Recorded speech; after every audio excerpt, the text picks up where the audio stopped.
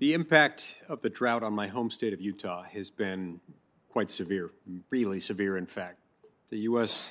Drought Monitor shows that 100% of my state is in severe, extreme, or exceptional drought, and it has been, unfortunately, for some time. We all know that drought has different impacts on different areas and even different people within different areas. Along the highly developed Wasatch Front region of my state, it may mean that you take steps to conserve water, perhaps with your lawn or otherwise. We appreciate those efforts, and we're thankful to people for doing their part in wherever they live.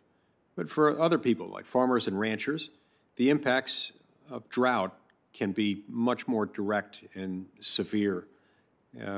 Many grazing allotments in Utah have been cut by 20% in capacity, and the forage just isn't there for the cattle and the sheep to graze on. We're seeing this problem. In fact, in some Utah counties, hay production is down to just 20%. Some producers are ordering feed from faraway places, places as far away as Nebraska. Ordinarily, that's not something they have to do in this part of the country. Rivers that normally provide water to our producers are down to a trickle, forcing us to ration. Throughout the summer months, producers were forced to cull anywhere from 1,000 to 1,500 head a week. Again, that's 1,000 to 1,500 animals a week that were killed and thereby wasted just as a result of the drought. States need a change so that they can more readily address the drought issues that they face, like those that Utah faces in particular.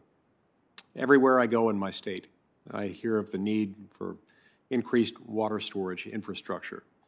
Unfortunately, bureaucratic federal processes often stand in the way of safe, effective, responsible drought mitigation efforts. Ms. Trujillo, can you tell me how many water storage infrastructure projects are currently undergoing NEPA evaluation by your department? Thank you, Senator Lee. I don't know offhand, but I wanted to acknowledge that I have the pleasure of working very closely with the CUPCA office and their construction efforts, and the storage elements that project provides are beneficial to Utah, especially during these drought issues. Thank you. I assume you do have access to that information about the number of water storage infrastructure projects that are currently undergoing NEPA analysis. I can work with our folks at Reclamation and try to get that back to you as soon as possible. Thank you. If you could get that to us in the next week, that would be very helpful.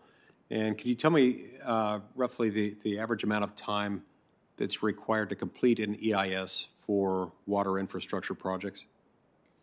I don't know that off the top of my head, but we can look into that. I know, there are several storage projects, for example, in California that we're working on, and other areas that are important to maintain that. Thank you. Thank you. I appreciate your willingness to get that information for me. In our committee markup of the Energy Infrastructure Act back in July, just a couple months ago, I introduced an amendment modeled off of an existing program, one that's facilitated by the Department of Transportation. That's called the Surface Transportation Project Delivery Program.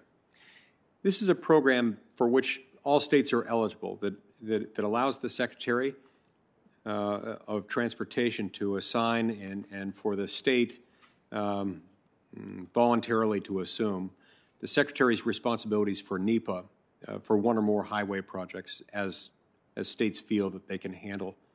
Mr. Bashaki, both Utah and Arizona participate in that voluntary program in the transportation context. Now, constituents in my state have told me that this program has greatly expedited the rate at which they can start work on certain critical transportation infrastructure projects that the state in question chooses to prioritize.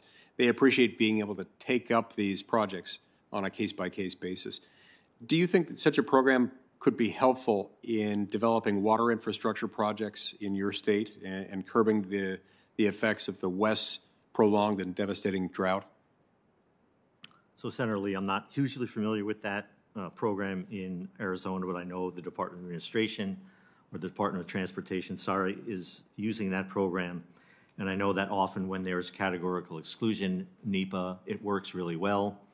I do know that in my experience with these NEPA projects, the proponents are looking for a reduction in the time, a reduction in transactional costs, but also looking for robust processes that can stand the test for litigation. So I think there's a balance there in terms of how that program could work on the infrastructure side.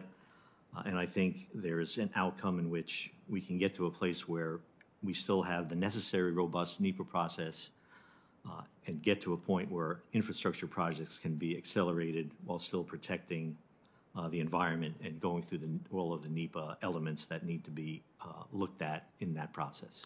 Thank you. Thank you. I see my time's expired.